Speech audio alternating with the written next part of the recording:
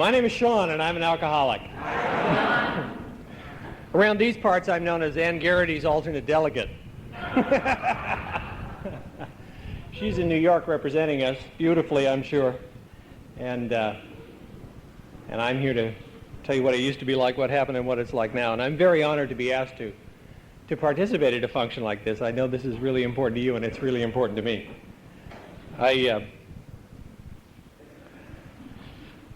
I was born in a small town in Canada, in Victoria, British Columbia, and it's a very beautiful place, and all I ever wanted out of that place was out. And, yeah, I just knew there was something else. And I came from an alcoholic house, and we were the house with the secret. You know, there was something going on in our house that wasn't going on in any other house. And nobody escapes an alcoholic household. We didn't even know that was the problem. We knew that my father drank too much, but we didn't know what the problem was. And you know, as a family group, we practiced we practiced the process that alcoholic families do. We made objects vanish. You know, when the police car would come up and bring my father home, and all the neighbors would be out, we would sit there and concentrate and make that police car vanish, so nobody saw it. You know, and I thought somehow what was going on in the house had something to do with my behavior. The children of alcoholics don't understand what's going on. And I thought if I were different, my father would act different. And of course, that was not true. I come from a large Irish Catholic family, and I believe I was born an alcoholic. I believe that we're genetically predisposed to this disease. It doesn't, it doesn't run in my family. It kind of stomps through it. You know, they were, yeah. And so everybody drank. I mean, everybody drank. And I noticed that. One of the things that I noticed very early was that when my father was upset, when he had a little drink, he would calm down. And I stored that knowledge away for future use. When I was about 8 or 9 years old, I already was displaying some serious emotional problems. And I took a hard and fast look at myself. I made some decisions about myself based on the way that I always gathered evidence. I compared my insides with your outsides, and I could tell that you were all doing just fine, but there was something seriously wrong with me. And I was fat, and I had thick glasses and crooked teeth, and I was strange. And I decided that because I wasn't perfect, I wasn't worth anything. And I threw myself away, and I was 8 or 9 years old. And then I spent the rest of my life compensating for that decision. And what I decided that the problems that I had made me crazy. And I was 8 or 9 years old, and I diagnosed myself insane. And that became my first secret. Now, I was crazy, but I wasn't stupid. I knew that if you acted crazy, they took you someplace and they never brought you back. So I was starting to be careful at a very early age. I developed social skills. I learned how to say please and thank you, and I learned what fork to use, and I learned how to be reasonably athletic and do fairly well academically in school, and I tried very hard to be a nice guy so that you wouldn't know that I was nuts. But occasionally it popped through. I remember in the 4th grade, I decided to stab my teacher. I had a penknife, and it seemed like an interesting thing to do, you know. I did an inventory, and that came up in my inventory, and I cannot remember any emotion connected with that. I just had a penknife and decided to stab him, you know. And I wasn't angry or upset or anything. I suspect that may be insanity. But that kind of thing kind of came up, you know. And it was getting worse in our household. I could understand my father's problem. I did not understand why my mother was such a pain in the ass, you know. What I failed to understand was that she was trying to raise 2 sons practically by herself. She was trying to put a very precarious financial picture together to make the rent payments and pay the bills, and she was trying to find her husband all the time, and when she found him, she was trying to get him out of whatever was going on. And she was busy, and she was tired, and she was getting angry. But she had that kind of insane kind of Al-Anon optimism that somehow this was all going to work out, you know. And I mean, I could tell it wasn't going to work out, you know.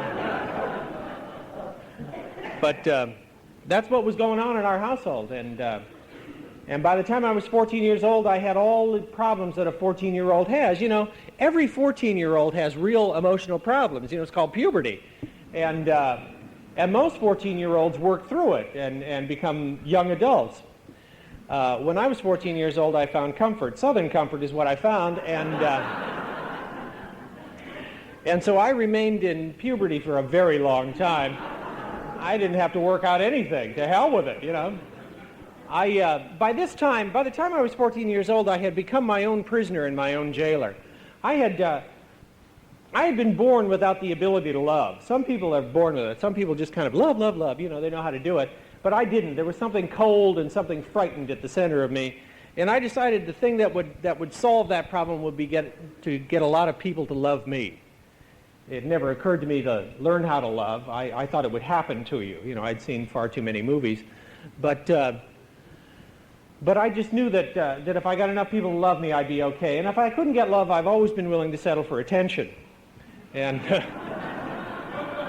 and also by this time I was developing the kind of shyness we develop as alcoholics.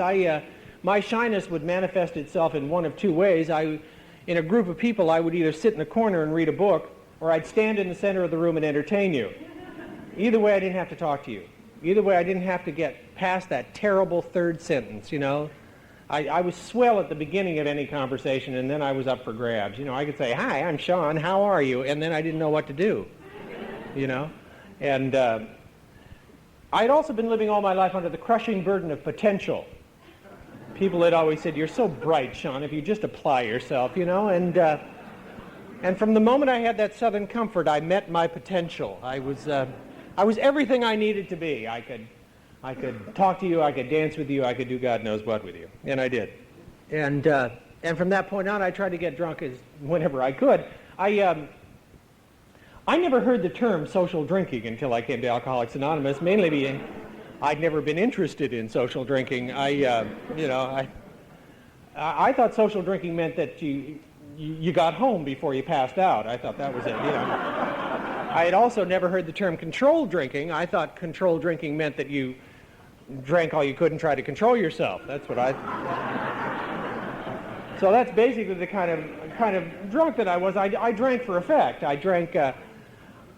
basically what I drank anesthetically is what I drank. I just, you know, just to not feel anything and function, you know. What I was always trying to do was kind of not feel anything and not go to jail. That was my goal, you know. And so I drank like that whenever I could.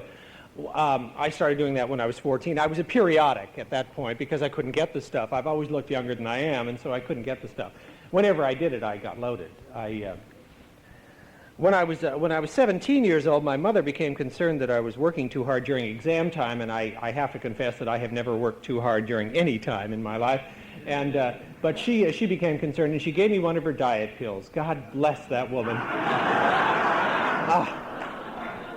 It was a spiritual awakening for me. It really was. One of the things that I have to confess was that I was a lousy drinker. I got drunk very fast on very little. But when I dropped speed, I could stay up all night and drink it all. I mean, I had a thirst that wouldn't quit. By the time I was 18 years old, I knew about vacuuming at 4 o'clock in the morning, you know. What do you do after the last Charlie Chan movie? And you're still wired, you know. And see, I started getting loaded in the 60s, and we're the generation that made drug abuse middle class. We snatched it out of the hands of black musicians and brought it into the family rooms of America. We're the kids that discovered the medicine cabinet, you know. We're the ones who emptied out the prescription drugs and then ground up the aspirin and filled up the little capsules again and put them back together and put them back in our, you know, so our parents were taking their sleeping pills and were up all night and didn't know what the hell was going on. You know. And what happened is our nasty little generation expanded the definition of alcoholism. We kind of added a couple of new dimensions to it. And when we started crawling into the doors of Alcoholics Anonymous, we expanded the definition of sobriety. We tried desperately to be not at all like our parents because we had seen what alcohol had done to our parents. So what we tried to do was become drug addicts. You know, that's what we were shooting for, something a little more chic. Most of us ended up here.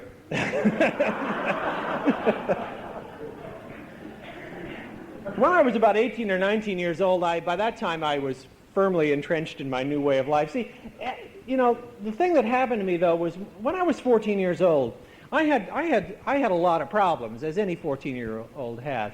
But I had an opportunity, I had the chance to be able to work toward the kind of person that I wanted to be. But as I drank and drank more and more, it became less important for me to work toward who I wanted to be. I started to believe in magic. I started to believe that there would be a moment in my life when a series of things would come together and I would magically be the person that I wanted to be. The idea of any kind of self-discipline or any kind of spiritual pursuits or any kind of working toward that I didn't see as necessary. I just knew that luck would do it, and magical moments and special opportunities and things like that would happen to me, and that I would move in that direction. And what I didn't understand was that I was moving further and further away from who I wanted to be. But I had, one of the things that I had noticed, with this thing of needing a whole lot of attention, and see, I desperately needed approval. I needed approval from people that I had never met and would never see again. Cab drivers in Chicago, it was critical that they liked me. I wanted to make sure that elevator operators thought well of me. And so I was not willing to risk anybody's disapproval, so I stopped asking questions. Because I knew that if you asked a question, they'd find out you were in trouble, and they'd throw you away. So I stopped asking questions, and I started making up answers. I started solving my own problems. And my solutions have always been worse than my problems. But by the time I was 18 or 19 years old, I knew that the insides were never going to be better because I wasn't asking any questions. So I decided to work on the outsides. Now, there wasn't much hope. I was tall and I was fat and I had thick glasses and crooked teeth and I was weird by then, and weirder. But it's amazing how far a little alcoholic self-will can get you. It also is amazing what can happen when you're chewing amphetamines the way I was. You drop a lot of tonnage, for one thing. Who wants to shut up long enough to eat lunch? And had a lot to say. Woo. And I got myself a job, and I got myself a pair of contact lenses, and I got my teeth capped, and shazam, I was good looking. And I liked that a lot. And a lot of people didn't care that I had this tortured Irish soul. I mean, nobody gave a damn because I was real nice looking, and I started to get into a lot of trouble, and I liked that just fine. I also decided that I had a talent that the world couldn't live without. When I was 21, I went to New York. I had $50 in my pocket, and I arrived, and I saw the skyline of Manhattan as I came into the city, and I said, in 5 years, you're going to know my name. I'd seen far too many old movies. And in 5 years, a lot of people did know my name, for a lot of the wrong reasons, but a lot of people did know my name. Within a couple of months, I had my first Broadway show. And that should have fixed me. I mean, that was more than I ever dreamed of. I was a fat, ugly kid from Victoria, British Columbia, and suddenly I was on Broadway. And suddenly a whole lot of things opened up for me. I was starting to go to some crazy parties. I had met some crazy people, and I was having a hell of a good time. I was having a wonderful time. It was wild, and I was young, and I had time. The great lie of alcohol. I was also a daily drinker by this time. I had become a daily drinker when I was 20 years old. But I was buying the great lie of alcoholism, that I had time. And so it went. I mean, I don't have a real exciting drunkalogue. I never did any of that great stuff. I never came to in Paris. I never, I never stole a tugboat. I never did any of that neat stuff. I just did a series of humiliating, degrading, shabby, tacky, sleazy, shady things over and over and over again, interspersed with promises that tomorrow it was going to be different, and then there were occasional spectacular achievements. And if you looked at my life, you might have thought that those spectacular achievements were designed to convince you that I was better than you. And that was never true. That was never true. I always thought if I did something wonderful, you'd think that I was equal to you. And that's where I was coming from. And so it went. I kept looking for relationships. The ideal alcoholic relationship is somebody with no last name who's not too drunk, who will do unspeakable things until 4 o'clock in the morning and then turn into a pizza.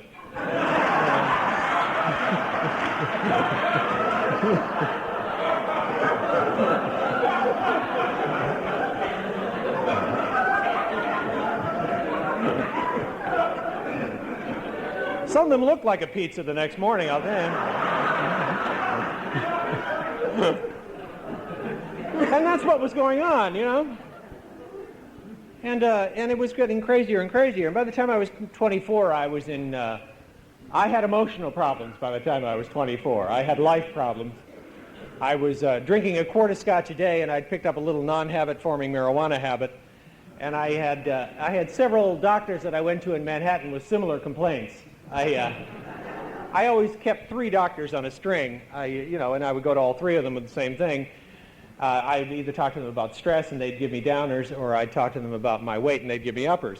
And then we would all meet for drinks and exchange our pills. That's how we did it those days.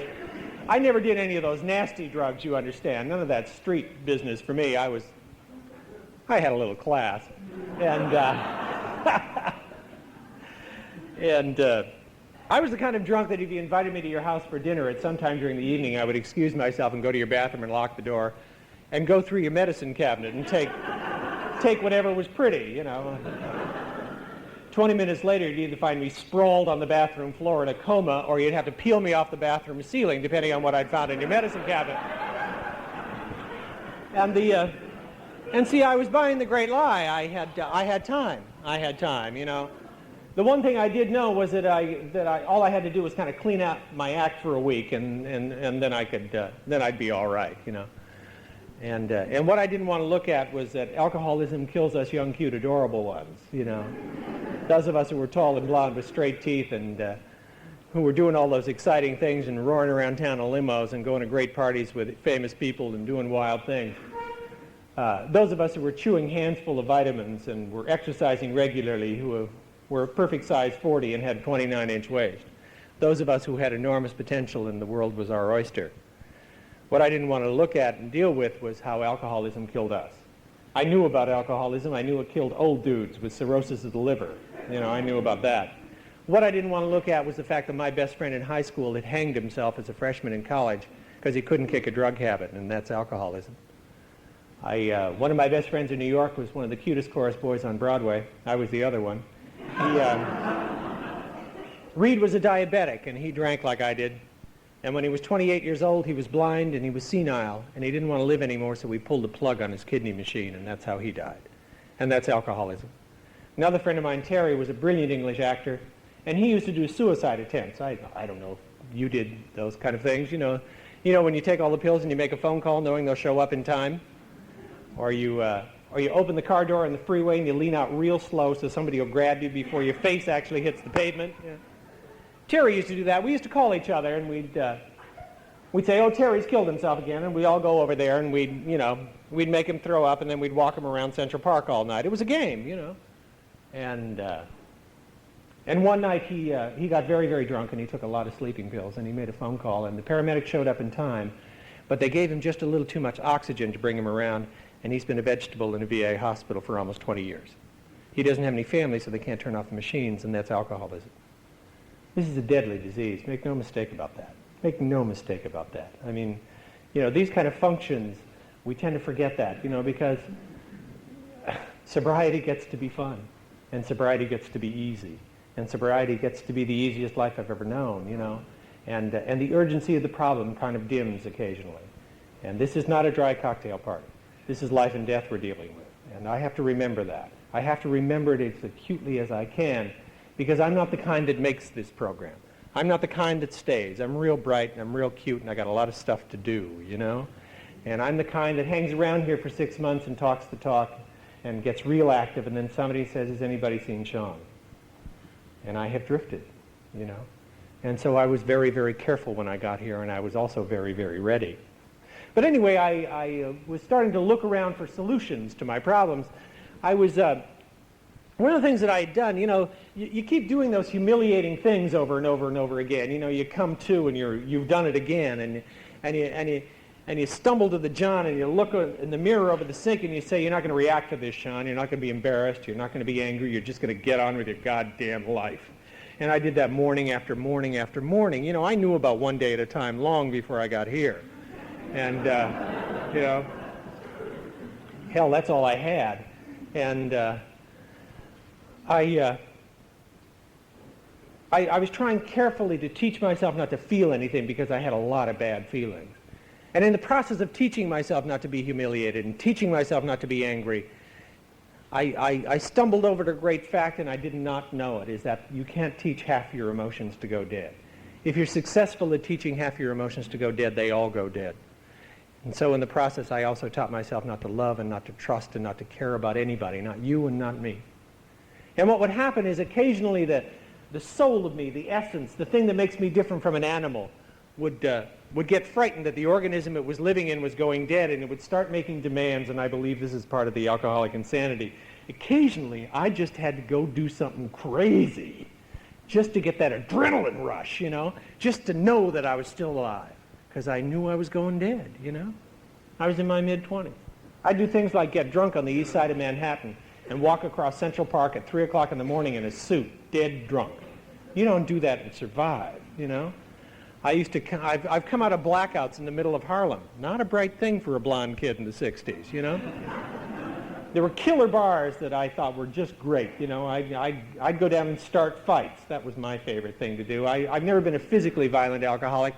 I'm an emotionally violent alcoholic. What I'd do is I would case out a bar, you know, where those killer types hung out, you know. The ones who used to smash each other with chairs. I thought that was great fun. And what I'd do is I'd find two guys who obviously didn't like each other, and I'd tell one of them that the other one said something about him, and watch them kill each other. I thought that was great fun.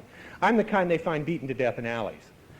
And the fact that I'm here is a miracle. The fact that I'm here is a miracle. I put myself in danger so many times just to get that rush, you know, just to get that thing so that I knew that I was alive.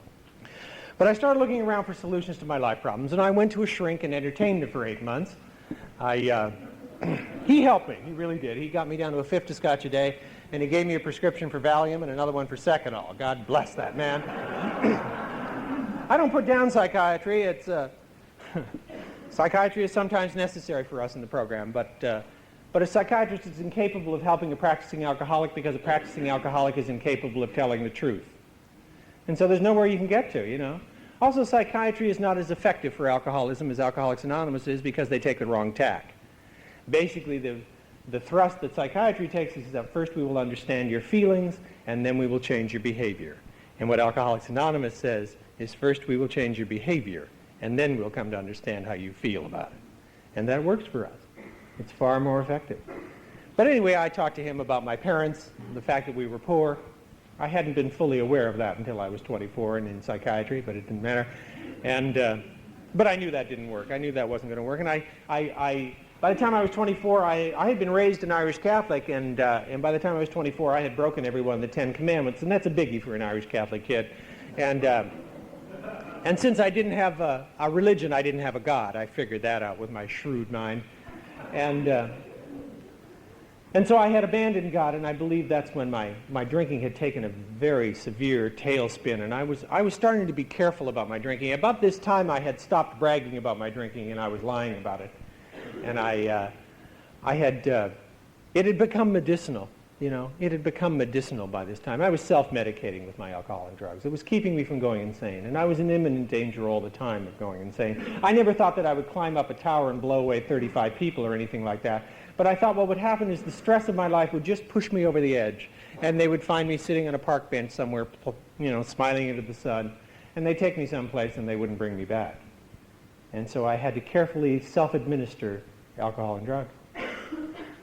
I decided what I needed was a good woman, and I found her in an elevator.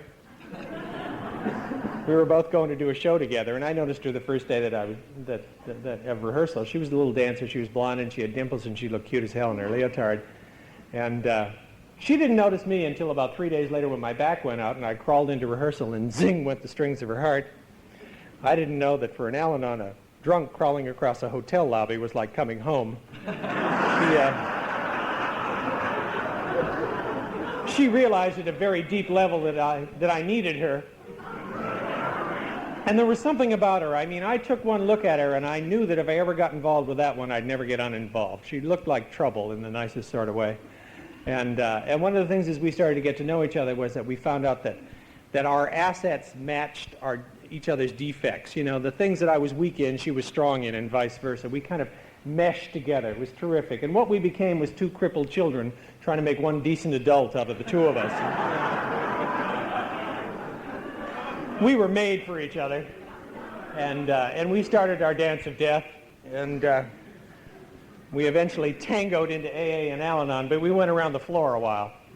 And we got together, and our friends called us the Campbell Soup Kids. They said we were the cutest kids on the block, and we had this great little apartment in New York, and we had some really interesting friends, and we were going to interesting parties, and I was trying to be careful about my drinking. I mean, my worst drinking was over by now. My worst drinking was over by now. You know, the terrible things of, you know, I never was institutionalized for my drinking, but I used to stay in bed for a week. You know, I would go for a certain amount of time, and then I just would stay in bed for a week, non-functional. That's what's known as a nervous breakdown. I didn't know that. I just thought I was tired. You know? But at any rate, I had a new love in my life, and the love of my life, and this was going to be fine. And what I decided was that hard booze was a problem, so I became a wine connoisseur. That's a wino with a checkbook. I have guzzled some of the finest French wines ever made, you know. Hostesses would look in horror as I downed $35 bottles of Chateau Lafite, you know. My, what an excellent year.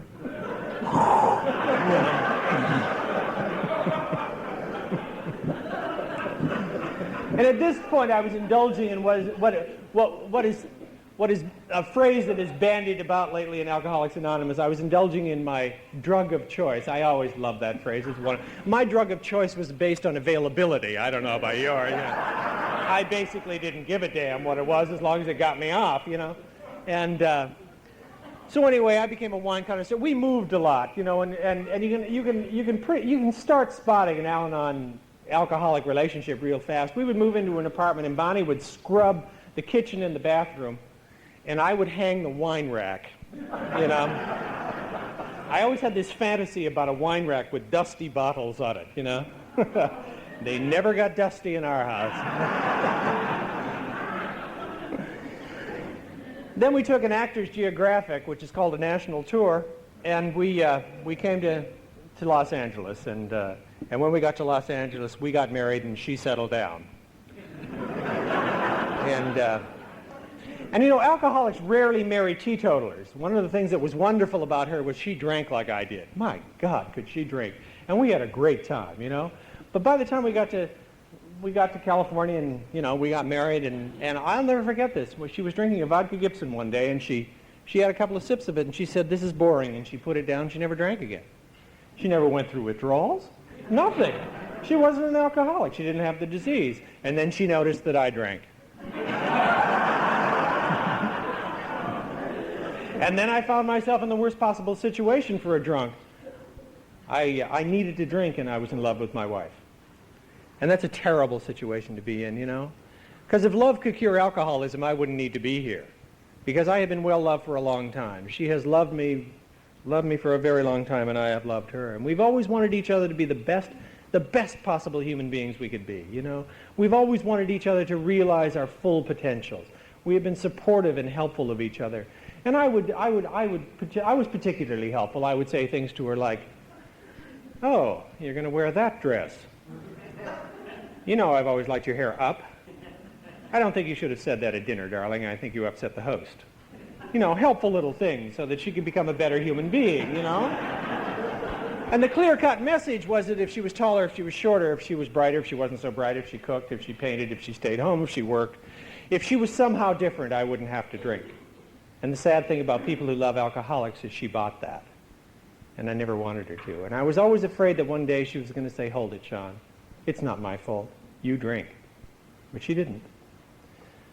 I needed to drink. I had to protect my right to drink. I had to drink, and I knew that. I made up some rules for myself. I mean, I wasn't being unfair. I never drank before 5 o'clock in the afternoon, except on Sundays and holidays. I never drank in the morning. I knew that if you drank in the morning, you were drunk, so I took Valium. And I always drank from a glass. Now, my father was a drunk, and we used to find wine bottles wrapped in brown paper bags, and I knew if you drank like that, you were drunk. So I always poured whatever it was, my Ripple, into a glass, you know. But it was getting crazy. It was getting crazy. One of the things that that was true about my kind of drunk was that I had been a blackout drinker from the beginning of my drinking until the end. There were periods of time, every time that I drank, that I didn't remember. And it was getting critical because California had brought a new terror for me. See, I'd been a drunk for most of my life in Manhattan, which is a great place to be a drunk. You know, you fall out of a bar into a cab, and then the cab driver shoves you out of the cab, and the doorman will put you in the elevator, and, you know, if you can't make it to your apartment, you sleep in the hall. But California brought a new terror, and that was driving. And I was a blackout drinker. I get to talk a lot in Alcoholics Anonymous these days, and occasionally I'm on the freeway at 11 o'clock at night, and every so often I look over at the car next to me and wonder if the guy who's driving is actually there. Because I wasn't. And you know, one of the things you have to do as a practicing alcoholic is you have to assimilate terror, and you have to make it part of your life so that you don't have to confront it. You just kind of make it part of yourself, you know? And you develop rituals to cover it. And I was 5 years sober, and I had a revelation about my drinking. I was standing outside my house in the pouring rain looking for the LA Times, and I said, you know, what am I doing here? I don't care about the LA Times. And bam, it hit me what I was doing there. It was a ritual for my drinking.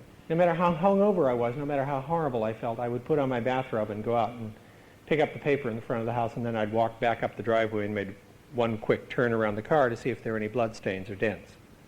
And I did that every morning of my life, along with shaving and showering and getting ready to go to work. And I didn't realize that I had done that until I was 5 years sober. That's how much I had stuffed it and how much I had made it part of myself. That horrifies me today. The people were getting fewer and fewer in my life. You know, I had always surrounded myself with people who were in worse trouble than I was, and they were getting harder to find. And we were a couple in trouble. I mean, if you looked at us, you could tell that she was in trouble. She was getting that kind of pre-Al-Anon look. You know, her lips were disappearing. You know, they get like that. She wouldn't go to the hairdresser, so she wore her hair in babushkas.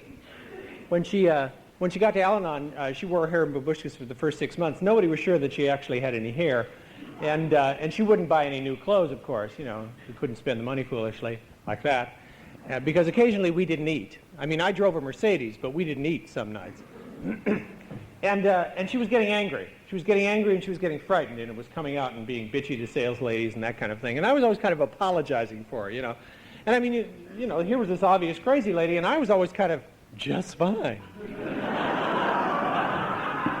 Well-dressed and mellow, you know. We had bought a house in the Hollywood Hills that looked great on the outside. It was this cute little shingled cottage up in the hills. It didn't have any plumbing and no heating. And I drove a classic Mercedes, which is an old Mercedes, which meant that hundreds of dollars a month were going to repair this old Mercedes. And I had found charge accounts, and so I was well dressed. And I was a functioning alcoholic. I had a wife who worked.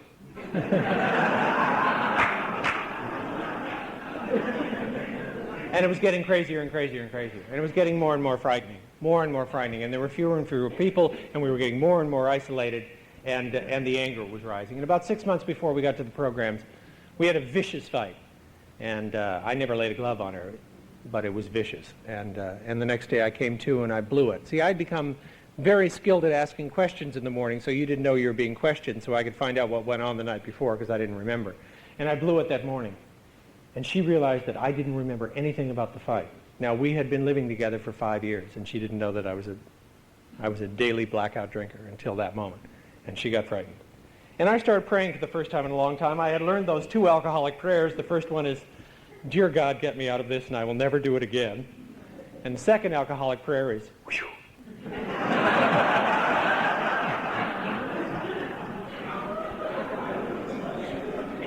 But I started praying for the first time in a long time, and the prayer was, "Dear God, let this stop. Dear God, let this stop." He arranged it quite nicely. On April 23rd, 1974, I was arrested by the West Hollywood Vice Squad on a sleazy little charge. I was taken down and fingerprinted and photographed and released on my own recognizance. The front of my pants from the waistband to the knees was soaked in my own urine, and I was photographed and done all that stuff, and I was sent home. And I went home, and Bonnie wasn't home. She was down in Orange County saving somebody who didn't need to be saved. Her Al-Anonism was in full flower. And I poured what I hope to God is my last drink. It was straight vodka in a wine glass. And I sat there, and I realized that there was an unbridgeable gap between who I was and who I wanted to be. That I would never, ever be able to close that gap. And for the first time in my life, I put together my behavior with drinking and using drugs, and until that second, I was dying from a hopeless disease that I did not have. And that's the sad thing about watching somebody die of alcoholism. You know? It's a self-diagnosed disease. Until the alcoholic himself says he's got it, he's dying from something he doesn't have, you know? And that night, I said the last phrase, I'm an alcoholic. I had said the first phrase that defined me as an alcoholic when I was 18 years old, and I didn't know I'd done it. Only an alcoholic says this phrase. If you've ever heard anybody say it, you're looking at an alcoholic. If you've ever said it, you have defined yourself as an alcoholic. Social drinkers never say it. Whenever they get into trouble with their drinking, they quit drinking. But only an alcoholic says this one, and I said it when I was 18. I had been drinking for 4 years. I said, I can control my drinking. Because when I was 18 years old, I was in trouble with the chemicals, but the prospect of living without it was even more terrifying. And that's the definition of addiction. But on that night, on April 23rd, 1974, I said the last phrase. I had realized something about me. I'd realized that I had committed suicide of the soul. That my pilot light had gone out. And I felt that terrible, terrible despair. And the next day, I took aside somebody I'd been working with for a year. We worked in the same place, and she was in the program. She had some time in the program. She was having a hell of a good time. And she seemed to be able to handle her life. And I'd been watching her like a hawk for a year, and she had no idea that I had a drinking problem. I took her aside, and I said, I'm an alcoholic, and I have 20 minutes before I go to pieces. And that was absolutely true, and I thank God for people who've got time in this program because she heard the screaming. See, I've been living all my life with a ball of screaming in my chest. You know, on the good days, it sits right down there in the center of your chest. And on the bad days, it creeps up behind your vocal cords. And those are the days that if you get a flat tire or a broken shoelace, it'll slip past your vocal cords. And you'll scream and you'll scream and you'll scream and you'll scream, and they'll take you someplace and they won't bring you back. And I'd lived every day of my life like that. And she heard that. And she told me her story, and she read to me from the big book, and she took me to my first meeting, and it was exactly as I feared it was going to be. It was in a church basement. It had gray walls and a low ceiling. It was filled with smoke, and all those people that I never would have drank with were there. Now, if any of you are here in Alcoholics Anonymous to get your act together so you can drift on out back into the normal world, let me tell you how I arrived. I came to my first meeting in my Mercedes. I had on a $250 sports jacket from Saks Fifth Avenue. I had on French gabardine slacks, Italian loafers, and a designer tie. I had several national commercials running on television. I had been paid a lot of money a couple of days before I got here as a model. And I walked into my first Alcoholics Anonymous meeting, and everybody knew that I was a drunk, and I couldn't figure that out. A couple of things that were going on that night that I wasn't aware of. One of them was that I'd been drinking straight vodka the night before. And it was a warm night. It was the middle of April, you know, the end of April, and I had on a lot of lemon lime cologne, and I smelled like a gimlet.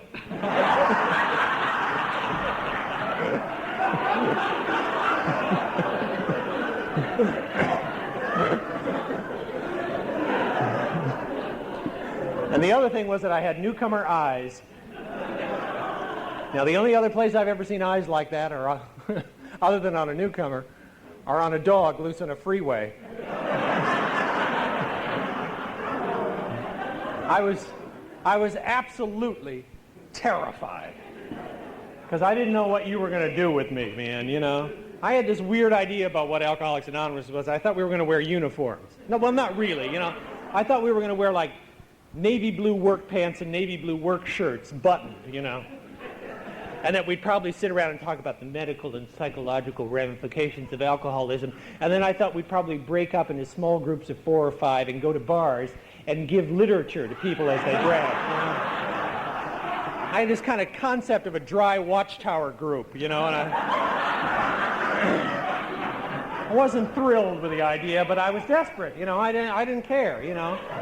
See, the wonderful thing that had happened is the girl who 12-stepped me at one point in that afternoon looked across her dining room table and said, Sean, in order for you to stay sober, you may have to lose everything. You may have to lose your wife, you may have to lose your car, you may have to lose your prestige in this community, you may have to lose your license to practice, you may have to lose absolutely everything in order to stay sober. You willing to do that? And I said yes. And I thank God for that battery of questions because I came into Alcoholics Anonymous to get sober. There were no conditions on my sobriety. I didn't come here to save a marriage. I didn't come here to save a job. I didn't come here to save anything. I came here to get sober.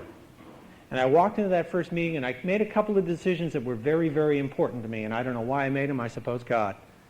But I looked around the room, and I decided that you people knew how to stay sober, and I decided to let you teach me how to do that. I mean, my arrogance appalls me today, but that's what I decided, and thank God for that decision, you know. I had also decided that just before that, that I was going to kind of descend into sobriety on a pink cloud of Valium. You know, I thought I would kind of drift into this thing. I mean, let's not get crazy, you know. I mean, the prospect of withdrawal was terrifying to me, and I got sober in Hollywood, and they were hip to us. And Suzanne explained to me that the definition of sobriety was clean and sober. That we were talking about no mind-altering chemicals, nothing that affects us from the neck up, and I was hideously disappointed at that. And that's something that I must address because, as I said, we're the generation that expanded the definition of alcoholism, and when we came here, we expanded the definition of sobriety. The only requirements for membership in this fellowship are a desire to stop drinking. Now, that implies that drinking is at least part of the problem. But the requirements for sobriety are a great deal more than that. The requirements for sobriety are clean and sober. So if there's anybody here tonight who's not drinking, but you're smoking a little grass, or you're doing the odd line of Coke, or you're popping the odd Valium, or you're taking a little sleeping pill, or doing a little diet pill, or maybe doing a little terpene hydrate of codeine, or a little Elavil, or a little Desputal, or a little amyl nitrate, keep coming back. We just love visitors.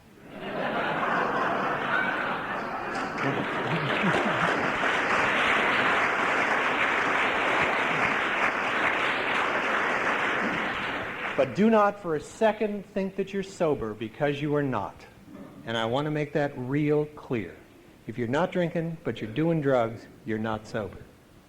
I have buried some very nice people in the last almost 11 years who have said things like, there's nothing about marijuana in the big book, and that's absolutely true. There's also nothing about nuclear submarines or electric pencil sharpeners in the big book either. The people who wrote the big book had enough humility to say, this book is meant to be suggestive only. We realize we know only a little. And in the last 50 years, we have found out an enormous amount about alcoholism. There's been billions spent on research into this disease, and what we have found out is an incredible amount of stuff about alcoholism, none of which anybody needs to know, but we have found out stuff about cross-addiction, we have found out about dual addiction, we have found out a whole lot of stuff that alcoholics are addictive personalities.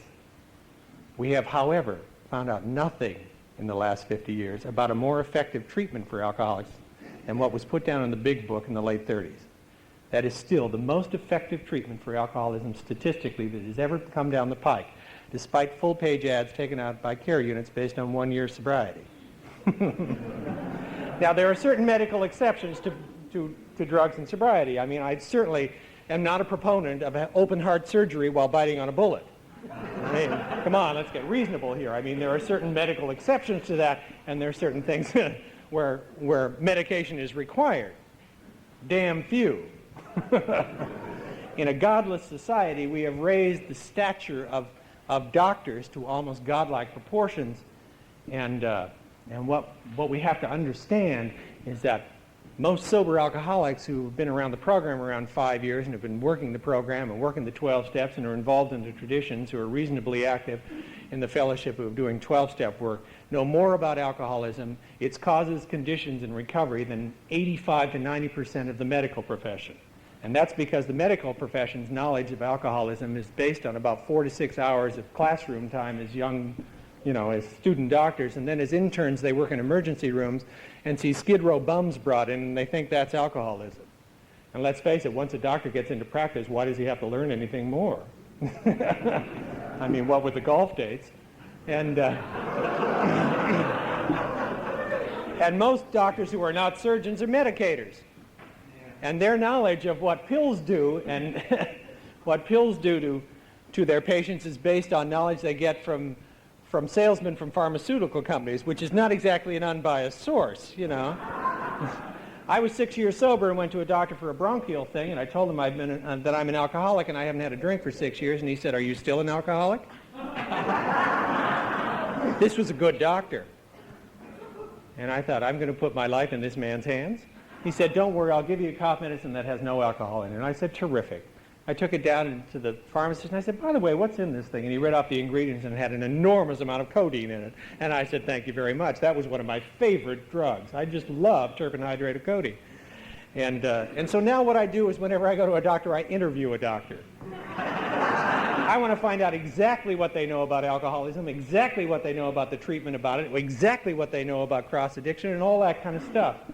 Because basically doctors don't like alcoholism. They don't like the disease. I mean, we're a real unpopular disease with doctors, you know.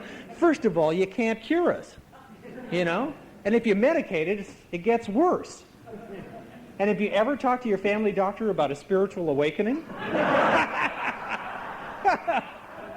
watch those lips purse.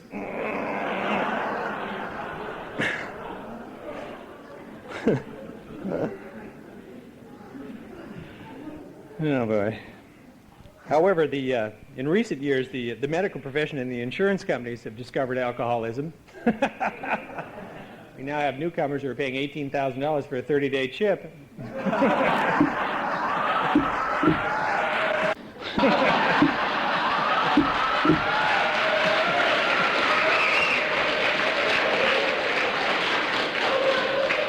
And also a lot of these care units are giving some erroneous information to their patients. Because what they're doing is they're misrepresenting Alcoholics Anonymous in subtle ways. In those kind of facilities, they happen to lump alcoholism and drug addiction together for their purposes, and that's fine. Personally, I don't think there's any such thing as a non-alcoholic addict. There seem to be some people who believe there are, but I don't think there are. That's my personal opinion. However, Alcoholics Anonymous has a primary purpose. And so we have a lot of people who are coming to Alcoholics Anonymous who are duly addicted. And if you're here and you identify yourself as an alcoholic addict, I just want to make something real clear to you.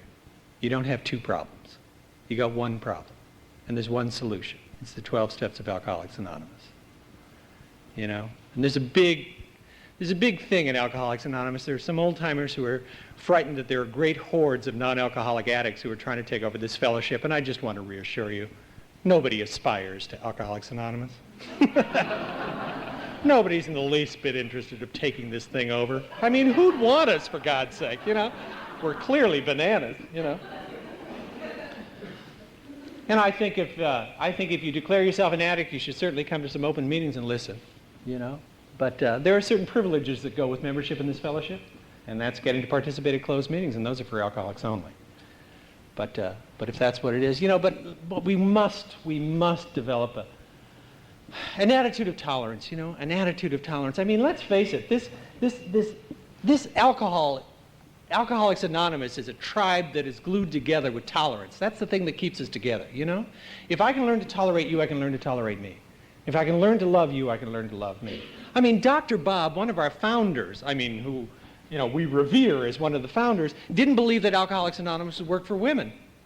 I mean, he did not think that there was a place for women in Alcoholics Anonymous. If we had become entrenched with that attitude, the meetings would have been a hell of a lot less fun, I'll tell you.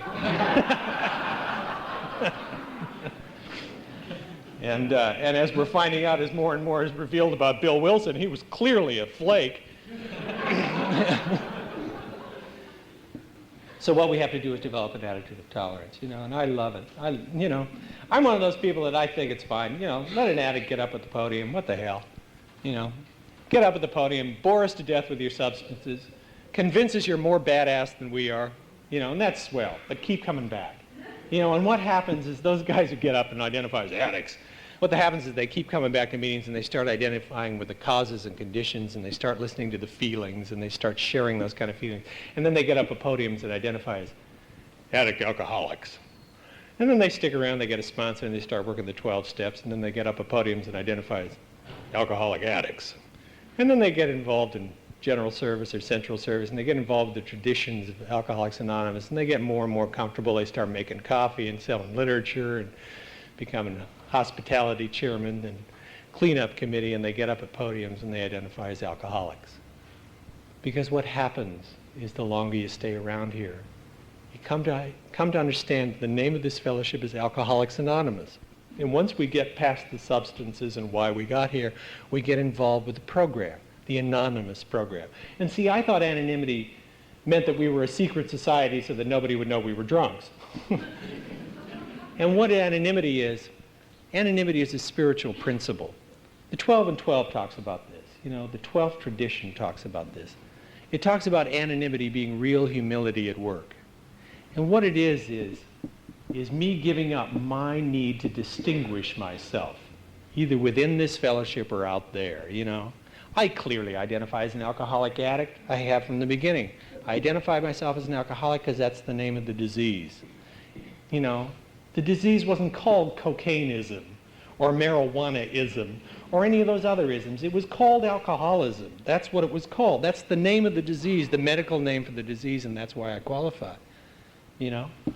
And so it has become less and less necessary for me to broadcast that I am slightly different from you, to do hyphenated identification, because I want to be part of Alcoholics Anonymous. I was always on the fringes of life. I was always an outlaw. I was always a foreigner. I was always an unwelcome guest, and I don't want to be like that anymore. You know, I think special interest groups in Alcoholics Anonymous are terrific. I think we got to have gay meetings and doctor meetings and lawyer meetings and Indian chief meetings. I think that's just terrific for identification. I mean, I myself like to hang out with my own socio-economic group, you know, the creme de la scum. You know, we're all kind of middle management guys, and we got young families, and we all go shopping for Volvo station wagons together, you know, and it's terrific. I mean, it's really us Harris Tweed kind of drunks get together every once in a while and make sure that we're all staying sober, and that's great for identification. But for recovery, it's critical that I understand that I'm the same as you, exactly the same as you, that we share the same causes, the same conditions, the same feelings.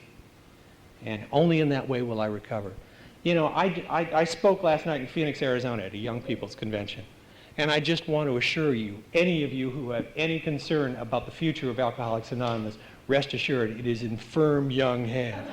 It is incredible. I mean, I went to a lot of marathon meetings and listened to kids, you know, who are in their late teens and their early 20s talking about the steps, talking about the big book, quoting from the big book, guarding the traditions, concerned with the traditions, you know. There are a lot of hyphenated identifications, and that's fine, you know. But the future of Alcoholics Anonymous is again firmly entrenched in the past, you know. We keep learning from the old-timer sober experience. It keeps getting passed on. The feelings, that's the thing that locks us together. When I first got sober, I went to my sponsor and I said, I'm in trouble. And he said, what now? And I said, I identify with the women in the program when they talk. And he said, well, that's because the women in the program, when they get up at a podium, they talk about the feelings. The guys tend to talk about the facts. The guys tend to talk about the events. The women talk about their feelings. He said, if you ever get a chance to speak at a podium, talk about what it feels like. And so I believe that's important for me because that's what links us together. When I first got sober, I thought the most loving thing that I could do would be to divorce my wife. I felt that there had been far too much damage done and that we should go our separate ways. You know, since I was involved with this new fellowship, I also wanted to, you know, lose a couple of pounds, quit smoking, you know, start a new life. And my sponsor said that I was not to make any emotional decisions in my first year of sobriety. And I said, what the hell does that mean? And he said, that means you don't divorce your wife, you don't fall in love with anybody else, you don't change jobs, you don't buy a new car, you don't do anything. You put your life on hold for a year and you get sober. It takes about a year of working the 12 steps for the first time, and that's how long it'll do. And after you've got a year sobriety, we'll talk about that. And I said, but you don't understand.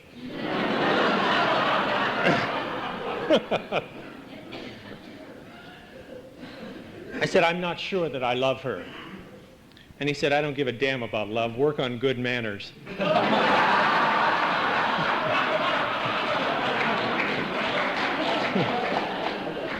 And so I started saying please and thank you. It's amazing how your relationship can clean up right off the bat. I had met my sponsor the first night that I'm sober, and if you're new, get a sponsor because this program doesn't make any sense. You know, I was a real bright guy. I got A's in English all the time, you know, and I read the big book and I read the slogans and I knew what you were trying to say. I just didn't know how they applied to me.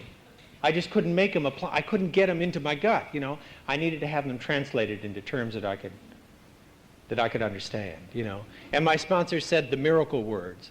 My sponsor said the words that make this the most effective treatment for alcoholics ever, and the thing that makes us all alcoholism counselors. The phrase that we have that no amount of learning from any kind of other source can ever equal. My sponsor said, "I know how you feel. I know how you feel. I know how you feel." And so I started. And he knew, you know. And I started talking to him, and he started teaching me the program. And I needed a lot of teaching. He taught me the 12 steps. The first night that I was sober, he told me to empty the ashtray and fold out the chair I was sitting in. And I did that, and I've been doing things like that ever since. He told me it was harder to fall out of than off of, that I was not to be on Alcoholics Anonymous, I was to be in it. That sobriety was to become the central issue of my life as drinking and using had been. That sobriety was the #1 priority, and it must be kept there. That my relationship was secondary, my career was secondary, everything else was secondary, and that was to continue for the rest of my life. And luckily, my wife went to Al-Anon a week after I was sober. She went to keep me sober and stayed there long enough to understand that she was the granddaughter of an alcoholic and the daughter of an alcoholic who had made a vow that she would never date anybody who drank. So that fellowship was perfectly designed for her. And I'll tell you something, any couple that gets, the guy gets sober and the wife goes to Al-Anon, they separate. They may live under the same roof, but they separate. And we went through an agonizing separation process because we were so joined and meshed together. We had to become two separate human beings with two separate programs. And it wasn't easy. It wasn't easy. The first year of sobriety wasn't easy. Most competent psychiatrists who know anything about alcoholism won't touch us with a 10-foot pole until we have a year of sobriety. Because they understand that if you give any kind of drunk, any kind of psychological testing around his first year of sobriety, he'll come up anything, When I was 6 months sober, if they'd have tested me, I'd have come up manic, depressive, social psychopath, schizophrenic. I was going off like the 4th of July when I was 6 months sober, My God. I was going to meetings and taking newcomers and reading the big book and working the steps and talking to my sponsor on a daily basis. I was also driving up and down the Hollywood freeway most afternoons in my Mercedes in a 3-piece suit, screaming at the top of my lungs, And when I wasn't doing that, I was taking naps. I don't know about you, but an entire day of reality was more than I could handle when I was 6 months. And if I couldn't get loaded, I was going to check out somehow, and I took a lot of naps. I was real tired, And one of the things that my sponsor had told me was that there's no spiritual side to this program, that this is a spiritual program, and that I was to make a daily search for God. That I would probably never find God, but that I was to search on a daily basis for God. And I was doing that, not very well. I would, when I was first sober, I would go to the bathroom and I would lock the door and I would get down on my knees and I'd say, "Okay, God, keep me sober and let me know what you want me to do today." And I would jump up and unlock the door and walk out of the bathroom. And then at night I would go in and lock the door and get down on my knees and say, "Thank you, God, for keeping me sober." And then I'd jump up and I'd unlock the door and walk out. When I puked, I left the door open. When I prayed, I locked it.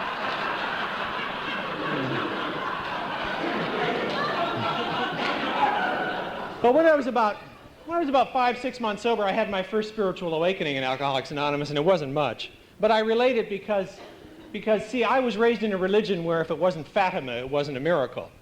And what had happened was that I had been seeing miracles in Alcoholics Anonymous and was reinforcing my idea of God. That people were talking about taking quantum leaps as a human being that were impossible, and I decided that they were miracles. And I was gathering up the evidence. See, I was an agnostic by convenience, not by conviction, I knew that I was in terrible trouble with God, so I decided to deny there was one until there was more proof, And I see that in Alcoholics Anonymous, and I'm always amused by it, If you're angry at God or you're afraid of God, what that means is that you believe there's a God. You can't be angry and afraid of something that isn't there, And so I was about 6 months sober, somewhere around there, and I was trying to take a nap one afternoon, and I couldn't. I was furious, and I looked up at the ceiling, and I yelled, "I don't believe in you, and I think you're a jerk!" And then it occurred to me, if I didn't believe, who was I yelling at? And then, being a good ex-Catholic, I waited for 3 weeks to see if I was going to get punished for calling him a jerk. And I didn't. As a matter of fact, things got better. And out of it came a new concept of God for me, and something that that was terrifically important to me, and something that I'd like to share with you. What I've come to find out in the time that I've been sober is that God doesn't care whether I'm drunk or sober, and God doesn't care whether I'm good or bad. God just cares. There's been an unconditional resource of love and trust and hope for me all my days, and all I have to do is tap into that. And I have avoided doing that most of my life for whatever the reasons, you know. I've also found out, my sponsor taught me that God doesn't love me because I'm good, but because God's good. And a baby of mine taught me that God doesn't have my character defects. I was delighted to find that out, because if God had my character defects, you would all be in trouble. I am frequently in imminent danger of being hauled off to the pursed lips ward, you know. You know, taking people and meetings inventories, you know. They always come up short. But I now have a comfortable feeling with the concept of God. I heard something.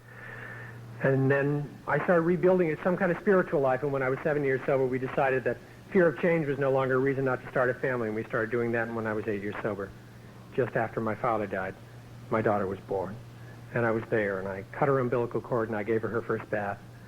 And my kid needed a grandfather because my father had just died, and my wife's dad had died several years before, and my sponsor showed up 5 minutes after the baby was born, and I said, my kid needs a grandfather, and you're it. And he has spoiled her rotten ever since. And today I live in a dream. Today I live beyond anything that I could ever dream of. In March I was asked to, the regular speaker bombed out, and they called me and said, could you come over here and talk at a roundup in Hawaii? And I thought, well, it's a dirty job, but somebody's got to do it.